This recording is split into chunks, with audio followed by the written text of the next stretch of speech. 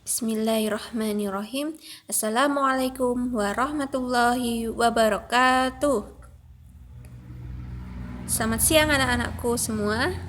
Apa kabarnya hari ini? Harap anak-anakku dalam keadaan yang sehat, semangat belajar ya. Nah, pada pertemuan kali ini kita akan melanjutkan materi kita yang kemarin ya, Nak. Namun sebelum belajar, anak-anakku berdoa terlebih dahulu ya. Baik, kita lanjutkan pembelajaran kita yang kemarin. Di sini ada Benny dan kakaknya. Benny bermain piano. Benny bermain pianonya hebat. Benny bermain di dekat kakaknya. Kakak Benny sedang belajar. Kakak Benny merasa terganggu. Apa kata Benny kepada kakaknya? Coba kita perhatikan percakapan antara Benny dan kakaknya. Maafkan Benny, Kak. Benny sudah mengganggu.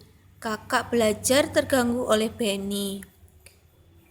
Kakaknya menjawab, "Iya, Dek. Kakak maafkan. Kalau Benny mau main piano, sebaiknya siang hari, atau Benny bermainnya sore hari." "Ya, Kak. Besok tidak Benny ulangi lagi." "Ya sudah, sebaiknya Benny membuat PR." Nah, itu tadi percakapan antara Benny dan kakaknya. Benny merasa bersalah karena main piano tidak pada waktunya ya. Jadi saat kakaknya belajar, Benny malah main piano. Kakaknya menjadi terganggu. Karena merasa bersalah, Benny meminta maaf kepada kakaknya. Meminta maaf itu harus dilakukan dengan sopan dan santun ya. Nah, sekarang anak-anakku, coba, pernahkah kamu melakukan kesalahan? Kepada siapa kamu melakukan kesalahan? Bagaimana cara meminta maaf? Coba tuliskan permintaan maafmu. Di sini ada 1 sampai 5. Coba tugas anak-anak catat di buku tulis tentang bagaimana ungkapan permintaan maafmu, baik itu kepada orang tua, atau teman, atau kerabat, atau keluarga, seperti itu ya. Misalkan kalian merasa melakukan suatu kesalahan, kira-kira bagaimana kamu mengungkapkan permintaan maafmu? Coba kalian tulis ya, dan dikerjakan di buku tulis masing-masing.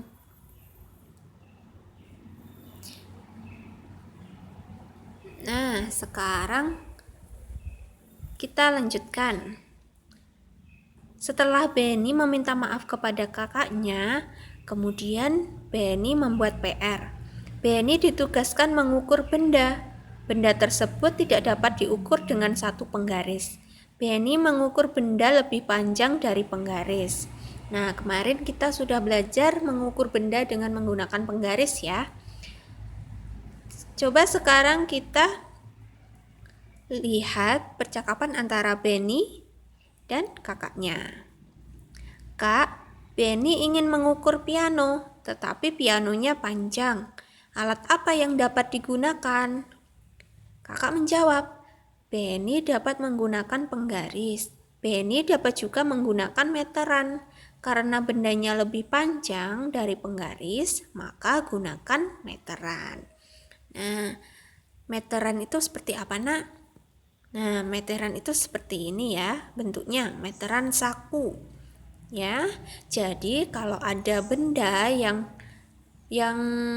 ukurannya lebih panjang dan besar dan tidak bisa diukur dengan penggaris, maka bisa menggunakan meteran ya. Coba kita perhatikan percakapan antara Benny dan kakaknya. "Kak, Benny mau bertanya, bagaimana cara menggunakan meteran?" "Ya, tanya tentang apa?" Caranya sama dengan menggunakan penggaris. Mulailah dari angka 0, di mana 100 cm sama dengan 1 meter. Meter biasa ditulis M saja. Jadi, meter itu bisa disingkat M ya. Nah, lalu Benny menjawab, oh, setiap garis pada meteran sama dengan di penggaris. Ya, benar. Garis itu yang digunakan mengukur panjang benda. Coba perhatikan. 1 M sama dengan 100 cm. 1 M, 1 M. M itu meter ya, Nak. 1 meter sama dengan 100 cm. Atau dibalik, 100 cm sama dengan 1 meter. Satuan meter itu digunakan untuk mengukur panjang benda yang berukuran besar. Misalnya apa? Misalnya lemari, meja, sofa, karpet, dan lain sebagainya ya. Alat ukur yang dapat digunakan untuk mengukur panjang benda tersebut adalah meteran saku. Nah, itu adalah bentuk meteran saku ya, Nak. Jadi kalau untuk mengukur benda yang lebih panjang itu menggunakan meteran. Coba tadi mengukur dengan penggaris dan mengukur dengan meteran saku. Bedanya apa? Iya, kalau kita mengukur dengan penggaris itu untuk mengukur panjang benda yang berukuran kecil atau pendek, misalnya buku, penghapus, deskrip, seperti itu ya.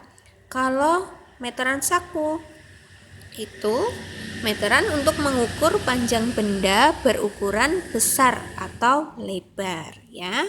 Sekarang sudah tahu ya bedanya apa? Ya.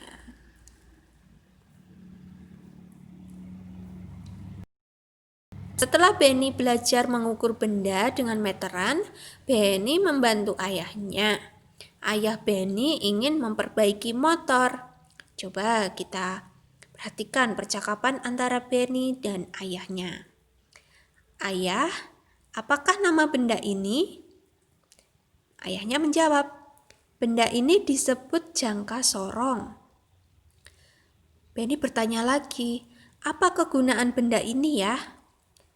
Ayah menjawab, gunanya untuk mengukur benda berbentuk lingkaran, seperti mur dan pensil. Nah, anak-anakku, tadi untuk mengukur panjang benda bisa menggunakan penggaris dan meteran. Nah, di sini ada juga mengukur benda dengan jangka sorong. Ya. Jangka sorong digunakan untuk mengukur benda-benda berukuran kecil, ya, dan biasanya itu bundar. Misalnya apa? Misalnya untuk mengukur skrup, mur, pensil, dan pulpen. Gimana sih bentuk jangka sorong itu? Bagaimana, Nak?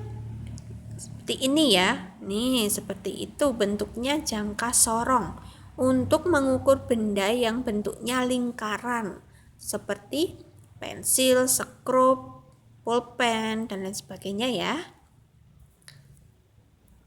Nah, sekarang ada tugas yang kedua.